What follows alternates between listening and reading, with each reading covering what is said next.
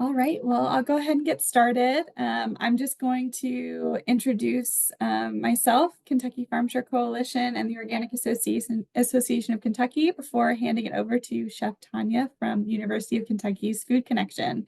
Today, we're going to go over some recipes to beat the heat. They're nice, refreshing recipes for summer that prioritize produce that you might have in your community-supported agriculture share. So my name is Dee. I'm the program coordinator for the CSA Kentucky Farm Share Coalition program at the Organic Association of Kentucky. I'm joined on the call today by Katie Harvey, who is the CSA program manager, and Tanya Whitehouse from the Food Connection at the University of Kentucky, who's going to be walking us through 3 awesome recipes. Let's see. So on the agenda today, we have some summer popsicles, a charred eggplant dip with tomato cucumber salad, and a high protein garden veggie mix with a cottage cheese goddess dressing. Afterwards, we'll have a Q&A where you can ask Chef Tanya any questions you might have about cooking with your CSA or cooking in general. And then Katie and I will be hanging out on the call afterwards if you have any other questions. We'll be sending out a survey link that's going to include just some questions about today's event, and it will enter you in a raffle for a CSA cookbook. So if you fill out that survey, you'll be entered to win a CSA cookbook. So like I said, I'm with the Organic Association of Kentucky, and we're an organization across the state that promotes organic regenerative agriculture through a variety of programs. Some of these programs are helping farmers who are conventional growers transition into organic practices, helping existing organic producers with production challenges, facilitating peer-to-peer learning and farmer education. Or this program, the Kentucky Farm Share Coalition, helping connect consumers to locally grown farm fresh products. So like I said, we're connecting Kentuckians to local farmers for the best, the freshest produce. And primarily we're doing that through the Workplace CSA program. So if an employer is interested in offering a partnership with a local farm as a wellness benefit through a community-supported agriculture share, and for those of you not familiar with that, that's when you commit in advance to receive a regular supply of produce from a farm throughout the growing season. And several employers across the state offer a benefit of having a voucher applied towards a CSA share, so you get to connect with that local farm as part of your employee benefits. If you're interested in talking more about that program or what that could look like at your workplace, Katie and I will both be on after the call, and we'd be happy to chat. All right, and now I'm going to pass it to Chef T, who's going to tell us a little bit about the Food Connection. Hello, Dee. Thank you for the introduction. Just briefly, I wanted to go over the Food Connection is a very small unit in the College of Agriculture, Food, and Environment at the University of Kentucky. And what we do is we try to connect growers with buyers.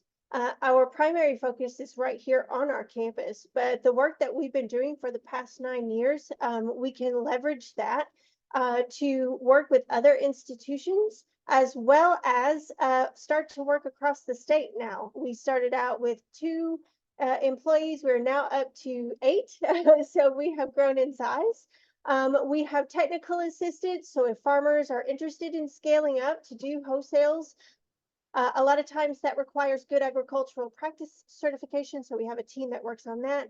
And then we have value chain coordinators who live and work in 3 different areas of the state: the west, the central, and eastern parts of the state, and they work with growers and buyers to connect within those communities. They know those people, and they're helping to put those folks in the same rooms or on the same farms, so that we can get more locally grown produce in our schools, in our restaurants, and in our larger institutions. So if you have any questions about that, feel free to ask me, and I can provide resources or point you to the right person at the very end of this. But my job is to basically take all that work that people do and translate that with demonstrations like this and hands-on cooking classes. So that's our gateway to talking about local food systems, is having fun with it. Today we're going to do 3 recipes. I might be switching back and forth a little bit, but you have those recipes. Because of the timing on some of this, I will be jumping back and forth. I will try to remember to say, hey, we're on this one right now. But we have a garden veggie mix. It's like a sandwich wrap salad mix. It's very versatile. It can be used for lots of different things. And we're going to make a high protein goddess dressing to bind that. We're also using eggplant. I know sometimes people get overwhelmed with the amount of eggplant. It's one of my favorite summer veggies, since we're talking about that in the chat. But we're going to make a dip from that with a tomato cucumber salad. And then in one way to really beat the heat, besides just not turning our ovens on, we're going to make some seasonal popsicles with some of the fruit you may be seeing in your shares as well. So thank you, Dee, for that opportunity.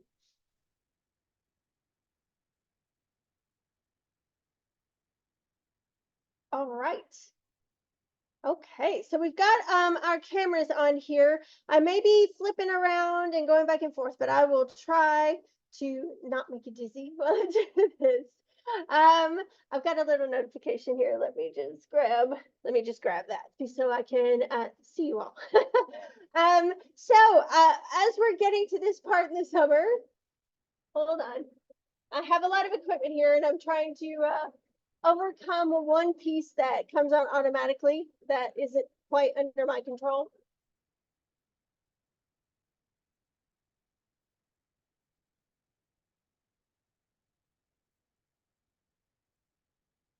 Well, we'll try to do with that as best as possible. I'll try to increase my voice. You may want to turn your closed caption on in order to hear this because I can't get my overhead hood to turn off. It comes on because of a temperature differential between the ambient air and what's going on under here. And I do have a burner on right now. So our hood doesn't like the heat either. But when I get to this point in the summer, I don't want to think about cooking. I bet you don't either. Also, I would say in this point in your CSA, you're starting to get a little bit of that overwhelm, a little bit of that, oh my gosh, we're only about halfway in. What do we do now? So I wanted to provide some recipes. We were talking about this as we were planning it. Some ways for you to use what's in your shares that's a little less busy, that's a little less of a burden, that doesn't generate as much dishes to have to clean up after, and so that you don't have to turn on a lot of heat sources, or at least minimize that. So we're gonna kick this off with one step I need to do for the eggplant dip. Okay, so I've got this lovely eggplant right here. This comes from one of the Kentucky Farm Share Farms, Lazy Egg Stock Farm. So we're gonna throw this. I want to show you right over here.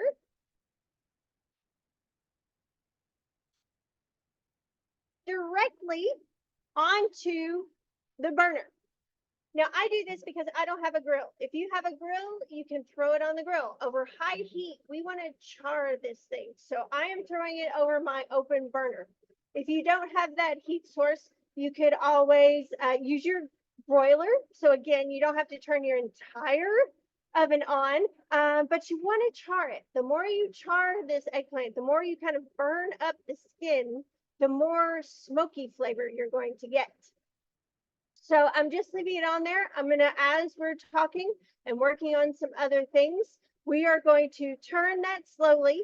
And then once it's charred on all sides, I'm gonna turn that burner way down so that we can get the inside cooked. We want it really collapsed and soft for this dip.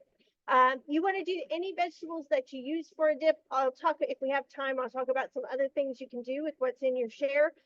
You really wanna cook these down and make sure they're good and soft so that they'll puree very easily. The one thing that upsets me more than anything, I have this wonderful dip and I might have big chunks of hard veggie in it.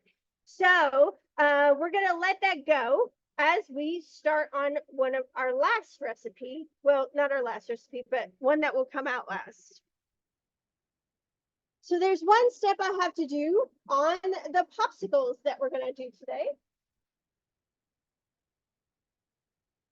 So I have these beautiful blackberries. You might also see some more raspberries. We had several waves. We've been lucky enough to have several waves of raspberries this season. So I wanted to do a blackberry yogurt. Possible. One of the first things I have to do on this though is I have to macerate and mash my blackberries. I've already rinsed them in this wire mesh strainer here. So I'm gonna dump those in my bowl, but I'm gonna hang on to this strainer because as we know, if you love blackberries, you know about all those little seeds in there. So we're gonna use this again later once we've macerated everything. Now, these blackberries are very sour. If you grow your own blackberry bushes, you may notice that the domesticated kind are a little bit more sour than those you might pick out in the wild, if you have ever gone picking out in the wild. So I'm going to use quite a bit of sugar just to get this started. They're very tart, and we're putting it with yogurt, which is also tart. So we want to make sure these are sweetened. So I'm going to put a heaping half cup of sugar on these. So that will start to macerate. The sugar will blend with the water in the berries, and it'll pull that out into a juice. We're going to help that along by taking our potato masher and giving them a squish. You could use a big fork. You could also, if you are really short on time, puree these if you wanted to. That would break up the seeds though, so I would be very careful about that. Just a few pulses just to get everything torn and smashed up and mixed with the sugar. And we do want to mix that sugar in, and already you can see they're starting to get very juicy. I'm going to turn my eggplant.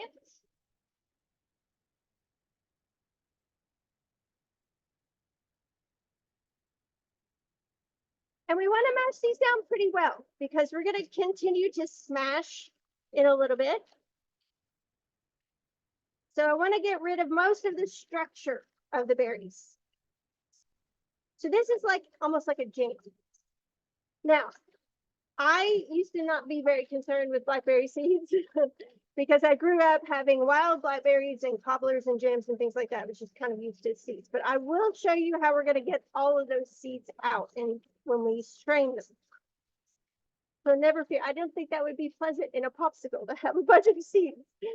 So we've got that mashed down and it's almost saucy now. So I'm just going to put that away, let that sugar dissolve, let more of the juice come out in the blackberries. And we'll get started on the rest of the eggplant dip because we're doing these 3 recipes today.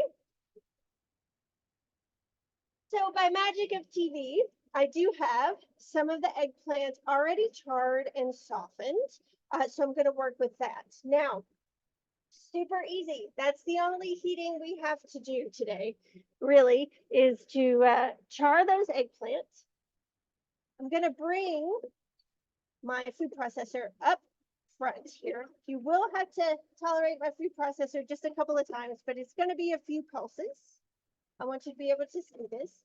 I do have some gloves because it can be difficult to keep. You'll get a lot of charred bits of skin on your hands as you do this. So I'm going to kind of jump ahead of that and not have to wash my hands on camera so many times by using gloves. And so once they're charred down like this, we're just going to take them. I'm going to pull the stem off, toss that aside, and you see how it just popped right off. This skin should basically just fall off of your eggplant at this point, if you have charred them well. If you are on a grill, once you've charred them, you can set them at one of the, like in the back where the flame isn't quite as hot.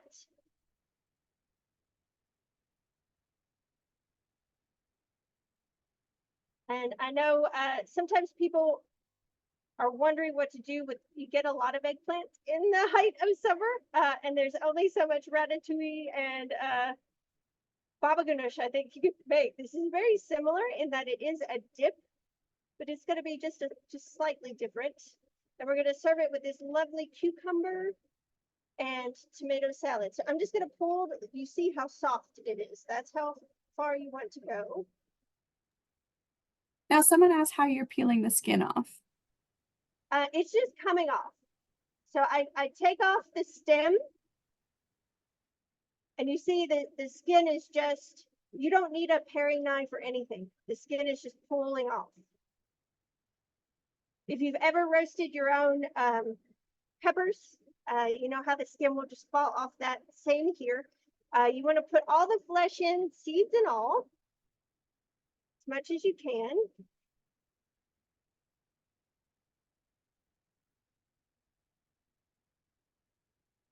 I see. Food processors in the way. All right.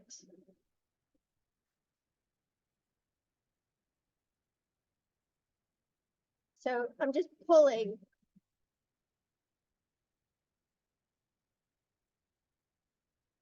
And then I'm going to drop that in. And these are cool. You do want to give them a little bit of time. Do this ahead of time so that you can give them time to cool. Otherwise, it's very uncomfortable. And it's difficult to get all of the flesh out if they're so hot you can't handle them.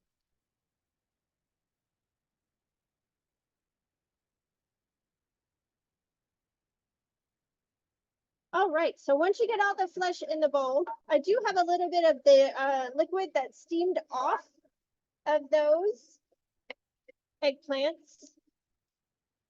I'm going to hang on to that. If I need a little bit of liquid to loosen this dip, I can use that.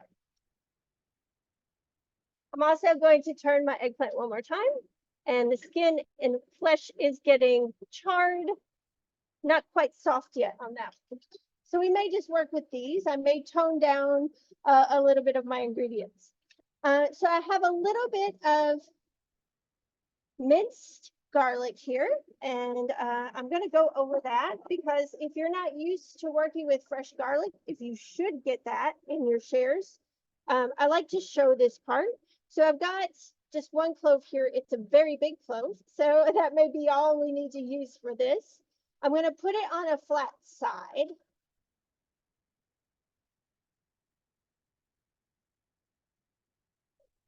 Put it on a flat side, put my knife on top and give it just a little squish.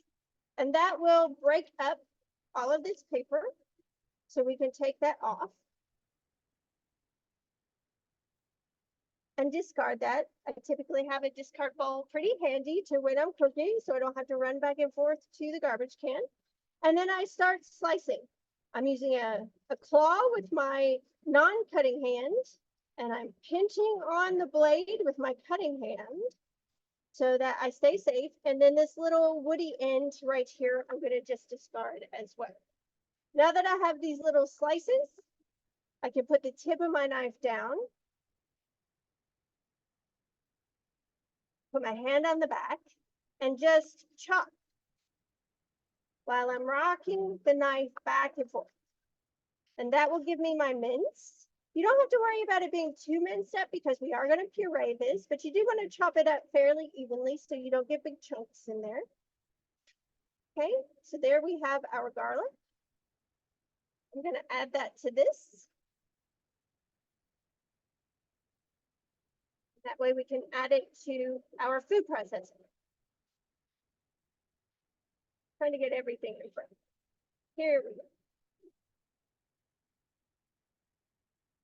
I have 1/2 cup of tahini, which is the sesame paste. And we're going to use most of that, maybe not all.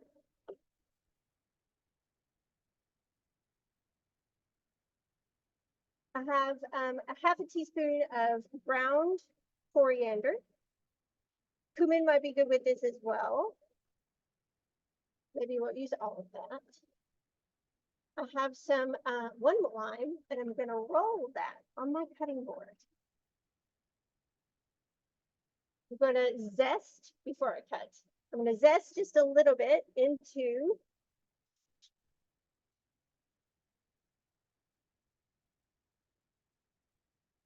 the dip as well. So this will be a nice bright pop with all the sweetness and all of that sesame tahini is going to be a really rich, kind of a fatty mouthfeel. So we want those pops of brightness, and I'm going to juice this lime. So this isn't too far off if you make your own hummus.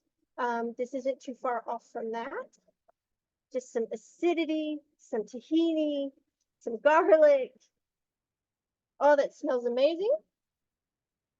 It's one of the great things about citrus. Kind of wish we could grow citrus in Kentucky because I use a lot of fish. All right, so juice is in there. We're going to do a sprinkle of salt and some mint leaves. Now, we grow a lot of mint here in Kentucky, especially a lot of field mint. And it will, if you grow your own mint, if you have and you haven't done it in a container, you know how you have to be careful. It will take over. It will spread very quickly. So we're going to take some mint here. Now, this isn't like dumping toothpaste into your dish. This is bright, refreshing, herby taste. So we're going to just rough chop some leaves of mint. I actually got this now. This farmer helps organize a CSA for those who don't typically have access to them. So they're not in Kentucky Farm Share, but it's Sharon Stone. She is an urban farmer here in Lexington, and she grew this mint.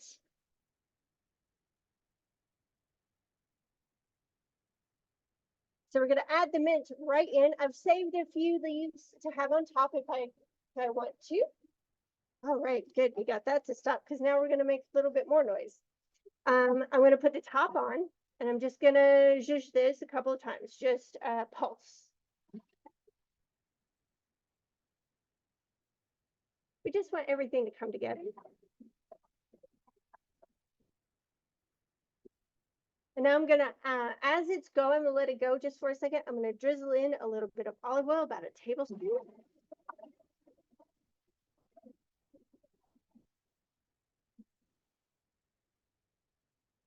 And give it a taste. Make sure it's seasoned well. There's enough acidity. Oh man, that's good. Smokiness, it's wonderful. What you may want to do, as you do with anything you put in a food processor, is kind of scrape down the sides and give it one more pulse. Rich. Okay. So I've got my plate right here, and I've got some veggies on the plate. I've got some cucumbers, carrots, celery, peppers. The cucumbers and peppers are local. Cubanelles from Madison County Produce and cucumbers from a farmer who provides some pork to campus, Travis Cleaver of Cleve's Family Market.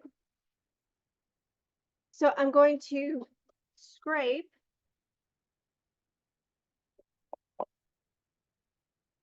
this charred eggplant dip into a prepared bowl with my crudité around it. You could also maybe use some pita or some chips.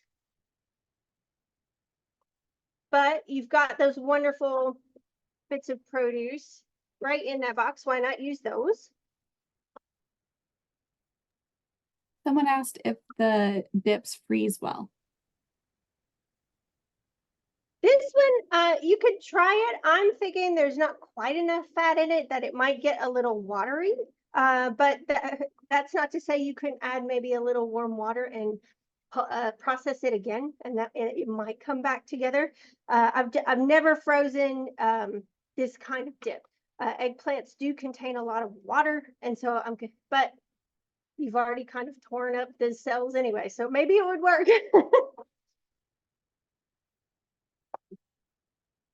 All right, we're going to add just a little bit on top here. Got a little bit more olive oil. You could add some red pepper flakes if you wanted.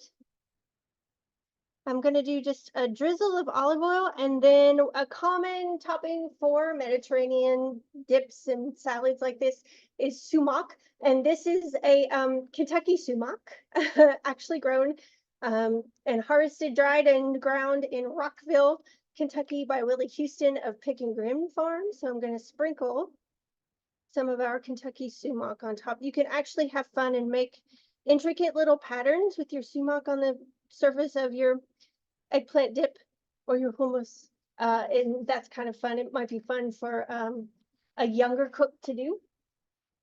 All right. We'll put a little mint on top there, little sprig. And then we'll serve this out later when we get everything done.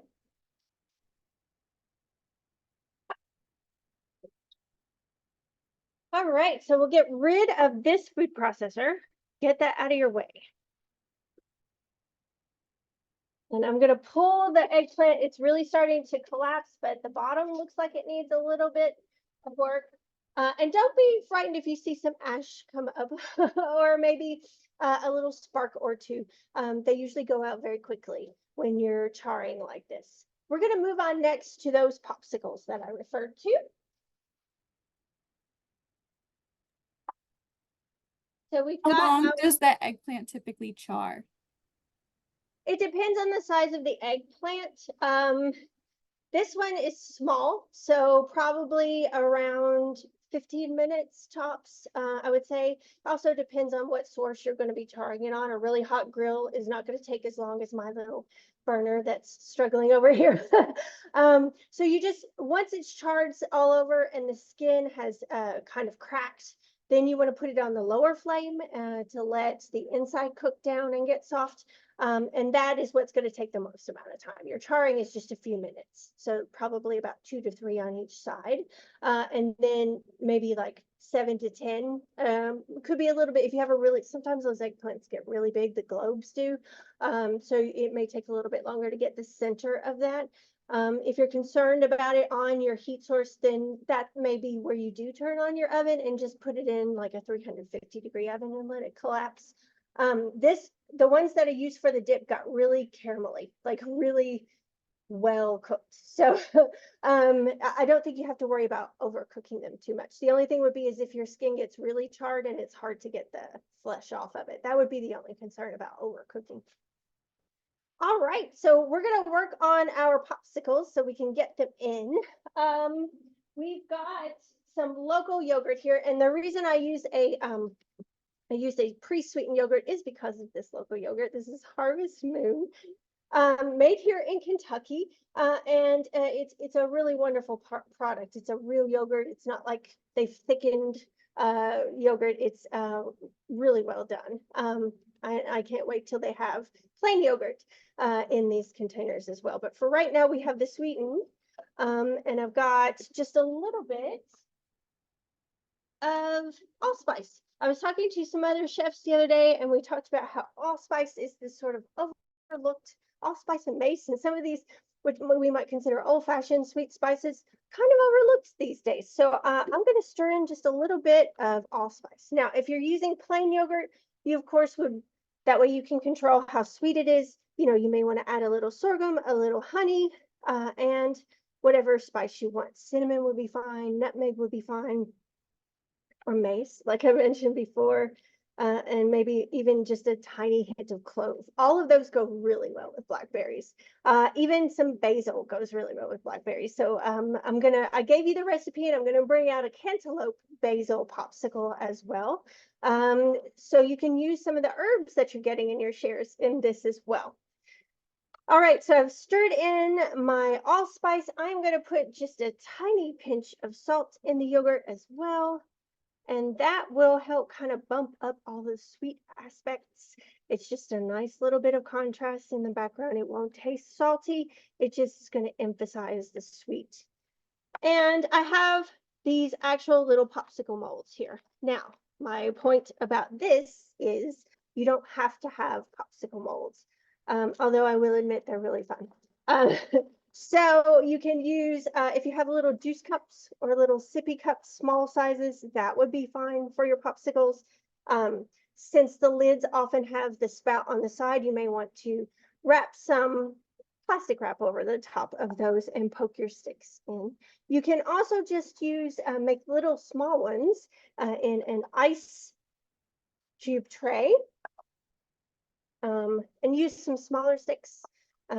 Something more like probably like a appetizer pick or something that won't poke in the mouth when you try to eat your popsicles. So I wanted to get my mold ready. So these are standing in here. I have a little funnel. You could use a pitcher to pour in as well if you don't have these. Now, yesterday when I was making my mix, I got a little too much of the blackberry in, and so I didn't get a good swirl. So we're going to do this a little differently today.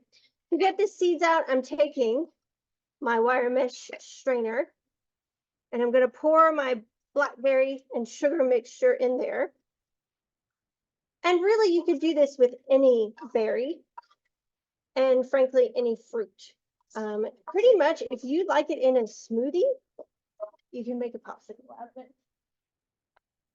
And so that's one way where you could use up a bunch of kale if you needed to, is if you like a green smoothie, say a tropical green smoothie with kale, then you could use that up in your popsicles too. You just want to puree it pretty small. I'm going to press this through. Now, I don't just want to get the juice out as much as possible. I want to get the pulp and the seeds. So I'm hoping that by the time I'm done here, it'll take me just a moment, pressing into the sieve, not just stirring the juice out, that I'm going to get all of that. So that mostly what will be left are the seeds and the skin and that little core of each berry.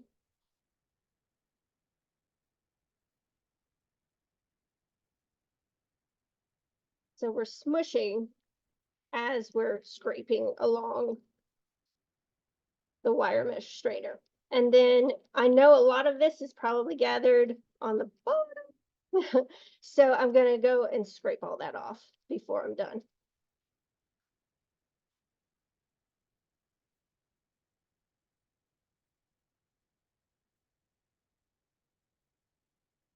Go get that.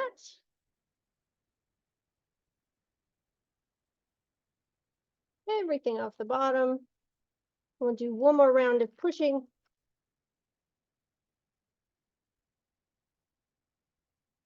If you're a jelly maker and you have those nice muslin sleeves, that may help with this. Although you would get mostly juice from that. And then another thing would be a conical strainer, and you have the little tamper to push through that.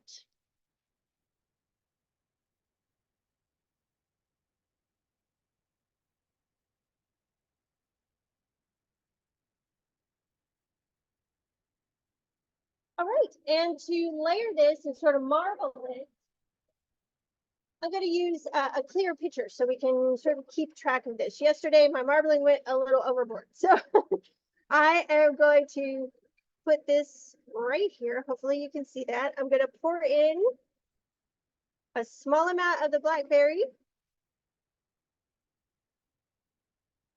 and add some yogurt. And alternate back and forth.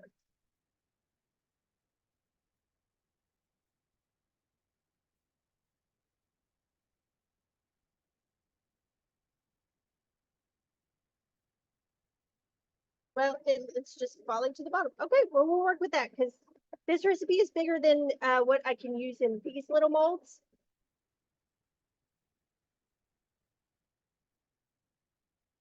So we just pour in through our funnel.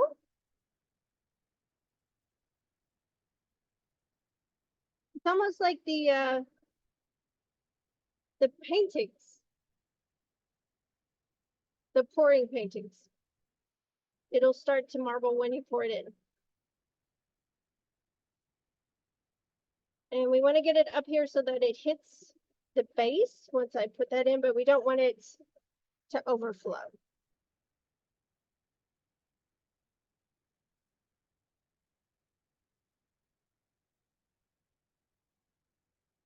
If you're getting cantaloupe or watermelon, you could make popsicles out of that, just like I did with the cantaloupe and the basil. Just takes a little bit of coconut milk or your favorite milk of your choice, however you want to do that. Okay, good.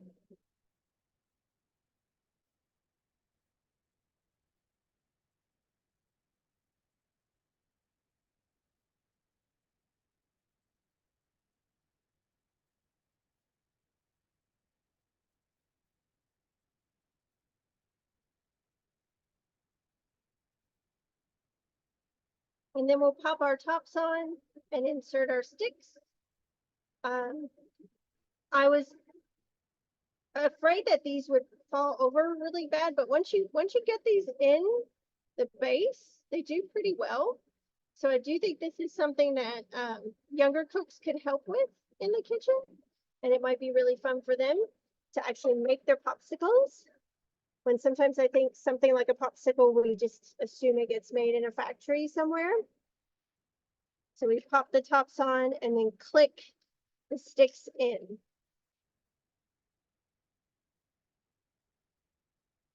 And throw those in the freezer.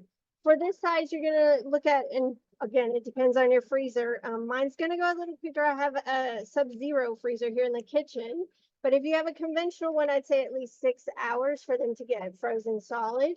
If you have a sub-zero, then I would say about 4 hours at least, or, you know, just to be sure, you could leave them overnight if folks can wait that long.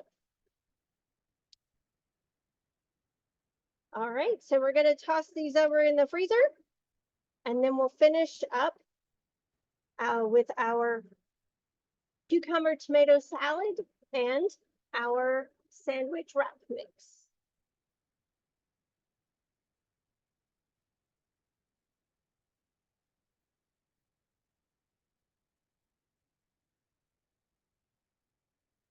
Okay, so one of the things that I wanted to have alongside that dip, and this is a wonderful salad as a side, as an addition to other dishes. If you are grilling, it would be great on top of whatever it is you're grilling, but we're just gonna make a very simple cucumber tomato salad. Again, kind of a Mediterranean feel to it. All right, so I have taken some beautiful just Persian cucumbers. I'll show you what I did here. I'm gonna show you what I did here. All right.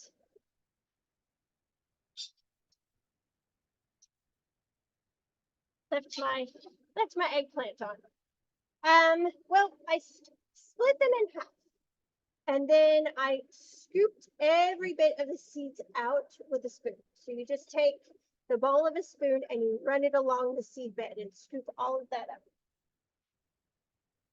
And then I just chop them up into small dice. So that gets the seeds out. The seeds contain a lot of water, and so this will be exuding less water once we put it in the salad. So we're going to add in our cucumber.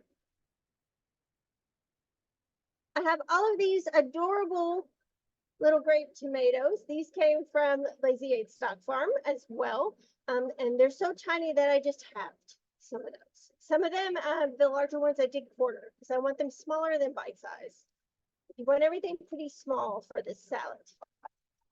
Have a little bit of white onion. This comes from Zach Selby at Dreamtime Market Farm.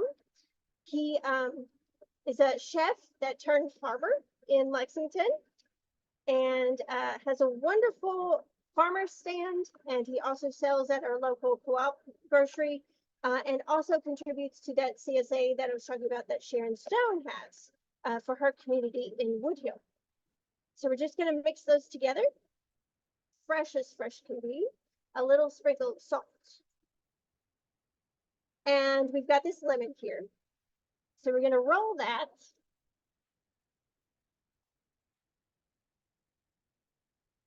Roll that just to soften it up a little bit. I'm going to slice it and give it a squeeze into our salad. So this will be the acidity for the salad.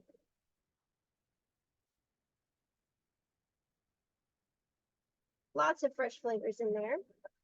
And then just like with the eggplant, we're going to add a little bit of chopped mint. Sorry, got me confused. Chopped mint, chopped parsley. And for the fat part of our dressing, we're going to add just a little bit of olive oil.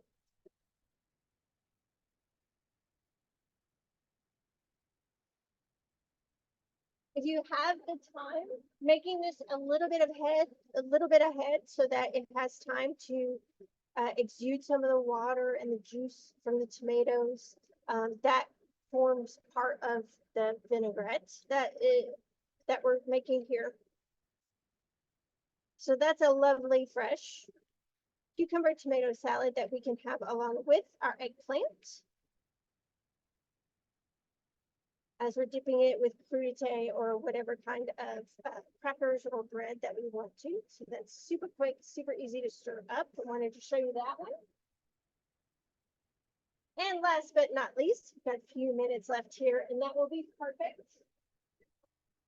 So we're going to throw together a real quick mix, and I call this a veggie mix, and it is really good for sandwiches, wraps. Throw it in a lettuce wrap. You could throw it on top of some quinoa for a really good lunch. You could throw it on top of salad greens and add what I'm making, cottage cheese green goddess. So that's going to be high in protein, but it's going to bind it together.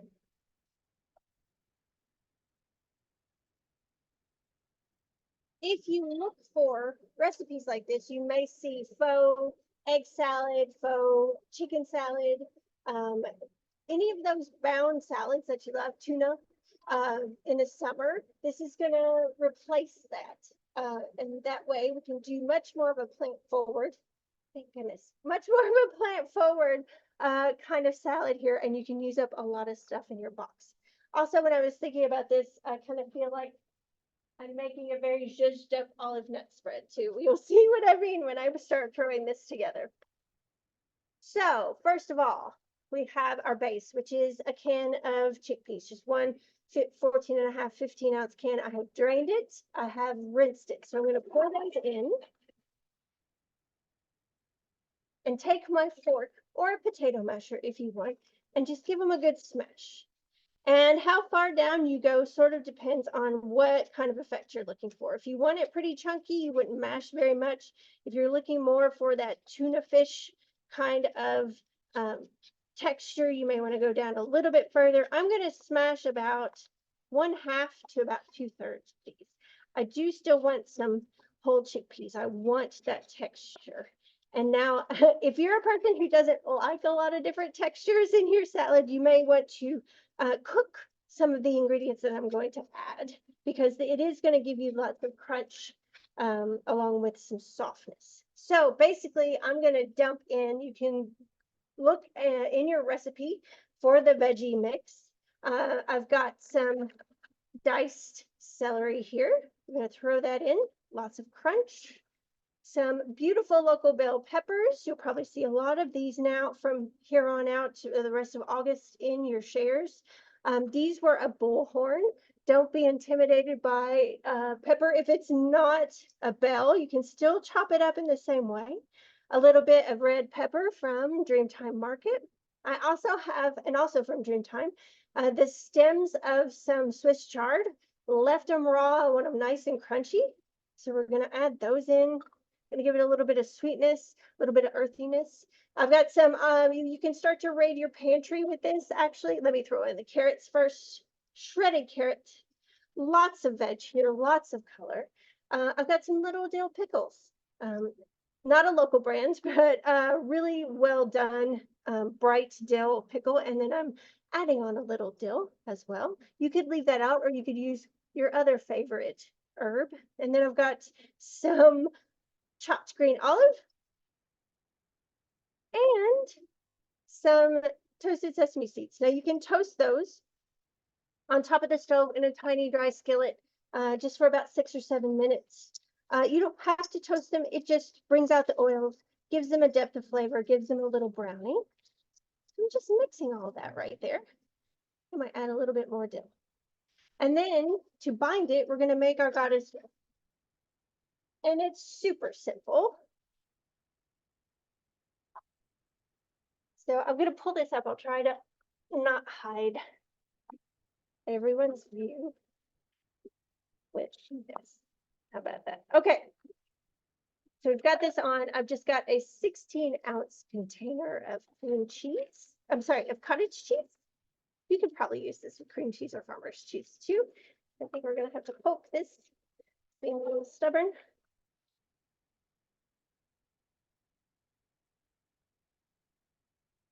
Here we are. Okay, so I'm just gonna take this whole thing of cottage cheese and pour it in here.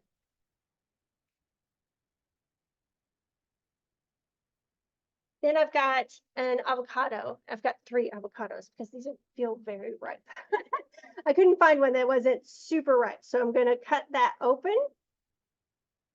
Let's see what we've got here. Okay, good. All right, decent avocado. So I'm gonna scrape that in there. 1 whole avocado. Let's pop out that pip.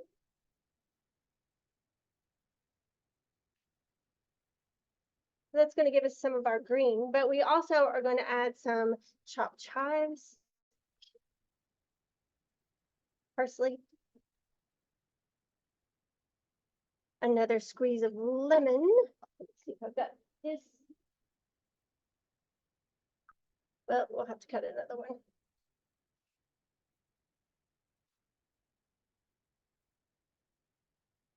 A squeeze of lemon. You can add whatever herbs you want. I'm going to add some fresh basil.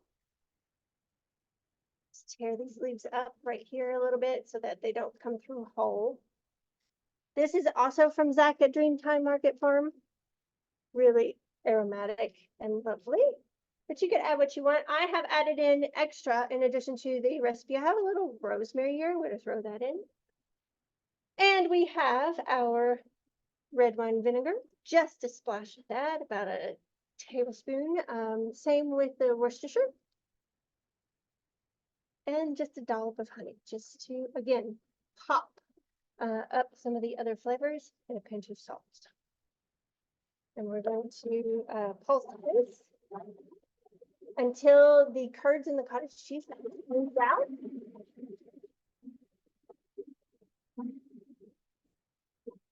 Let's scrape down those sides.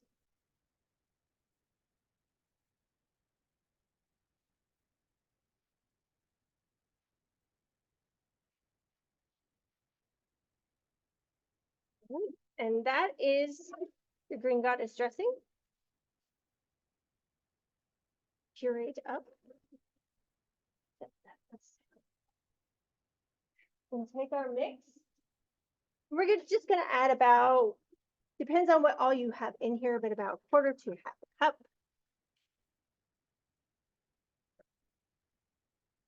So this is our binder. Instead of mayo or sour cream or cream cheese, we're going to use this cottage cheese. You could use strained Greek yogurt, of course. This just has a little bit more protein in it than that.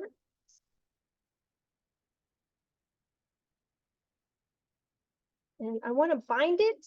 I don't want it drowning in the dressing, but I think we're going to need a little bit more. So maybe closer to half a cup with what we have here. I get to going and I'm like, oh, I'll add this and I'll add this. And the next thing you know, I meant to make a pint and I have like a gallon of salad. So sometimes I get away from myself. All right. So we're stirring that in. And before you start plating this up or throwing this in your lunches, you want to give it a taste.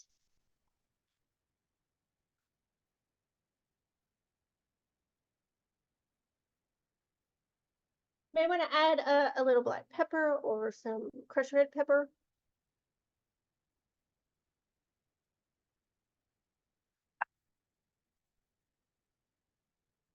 I have some locally made bread here. From here in Lexington, it's called Wildlife Bakery. They started off in COVID doing porch drop-off. You can also find them at our farmers markets, and now they have a brick and mortar. So you can do this. You can fold it into a tortilla, throw it in a mason jar salad. Super quick, easy to make. You can customize it however you want to. And we're going to top with some local pea shoots that kind of give them just a little chop. because pea shoots can get really long and hard to eat. And then I've got a little of chard from the stems that I chopped up. I took the leaves and slivered those. So there are your 3 dishes. Bring these back out. See if we can get them all in frame.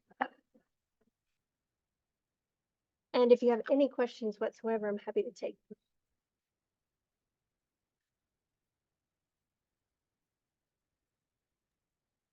Awesome. Now is the time for the Q&A. So if anybody wants to come off mute and ask Chef Tanya a question, now is the time to do that. You can also put your question in the chat, and we can ask her for you.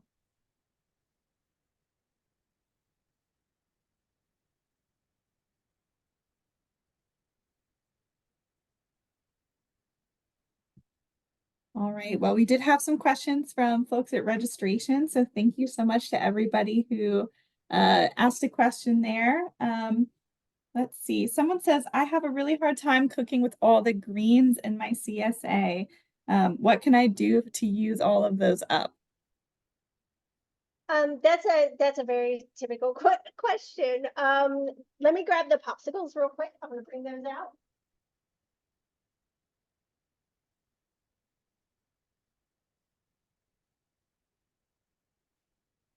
So they have a minute before we can unmold them. So greens, yes. Like when you start your share, and then when you're getting into this point in the year, you're overwhelmed with greens, I'm sure. One thing to do is there's a really quick way to preserve them, and that is to blanch and shock them. And we even have a video showing you how to do that. So you get boiling water, salted water.